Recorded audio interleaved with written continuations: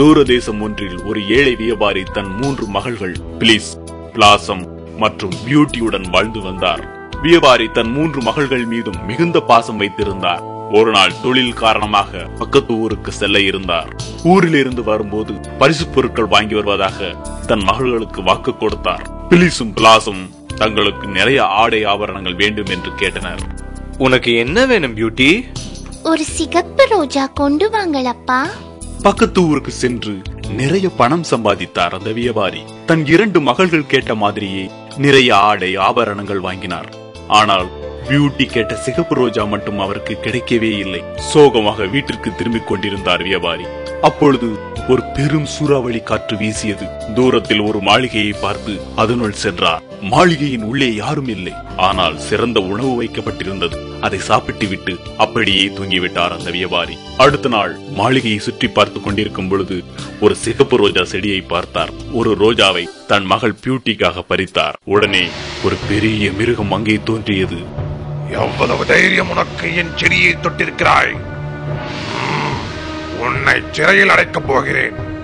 ஐயோ, என்னை மன்னித்து விடுங்கள் மிருக ஐயா.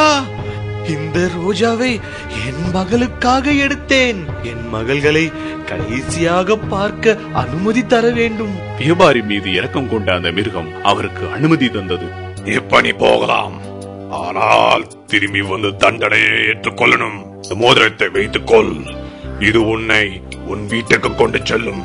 வியாபாரி வீட்டிற்கு வந்து தன் மகள்களிடம் நடந்தவற்றை எல்லாம் கூறினார். அப்பா, நீங்கள் போகத்தான் வேண்டுமா? போகாதீங்கள் அப்பா. இரவு எல்லோரும் சோகத்தில் அப்படியே தூங்கிவிட்டனர். பியூட்டி அந்த மோதிரத்தை எடுத்து மிருகத்தின் மாளிகைக்கு சென்றாள். யார் நீ? அது அந்த ரோஜாவை எடுத்தது என்னுடைய அப்பாதான். அதை எனக்காகத்தான் செய்தார். அதனால் தண்டனையை நானே ஏற்க வந்திருக்கிறேன். மிருகமும் இதை ஏற்றுக்கொண்டது. ஆனால் அது அவளை தண்டிக்கவில்லை. மாறாக அவளுக்கு அணிவதற்கு சிறந்த ஆடைகளையும் சாப்பிட நல்ல உணவும் தந்தது. இருவரும் நேரத்தை ஒன்றாகவே செலவழித்தனர். மிருகம் பியூட்டியை நேசிக்க ஆரம்பித்தது. ஆனால் அதை வெளியே சொல்ல பயந்தது. நாட்கள் செல்ல செல்ல பியூட்டியும் மிருகத்தை நேசிக்க ஆரம்பித்தாள். இருப்பினும் அவளுக்கு தன் தந்தை மற்றும் சகோதரிகள் ஞாபகமாகவே இருந்தது. எனக்கு என் வீட்டிற்கு போக ஆசையாக உள்ளது. நான் போகலாமா? சரி, நீ போகலாம். ஆனால் 10 நாட்கள் தான் உன் வீட்டில் தங்க வேண்டும். 10வது நாள் கடைசியில் நீ திரும்பி விட வேண்டும்.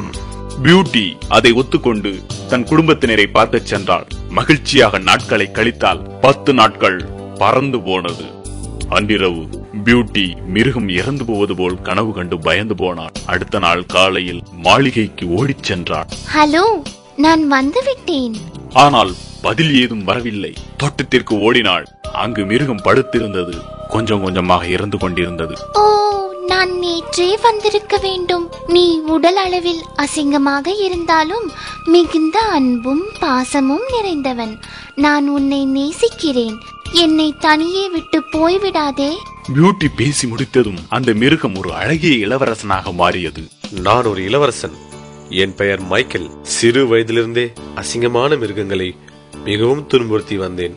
அதனால் ஒரு தேவதை என்னை மிருகமாக மாற்றியது. என்னுடைய இந்த அசிங்கமான உருவத்தையும் என்று ஒரு பெண் நேசிக்கிறாளோ அன்றுதான் என் பழைய உருவம் கிடைக்கும் என்று சபித்தது. நீ அதை செய்துவிட்டாய் பியூட்டி.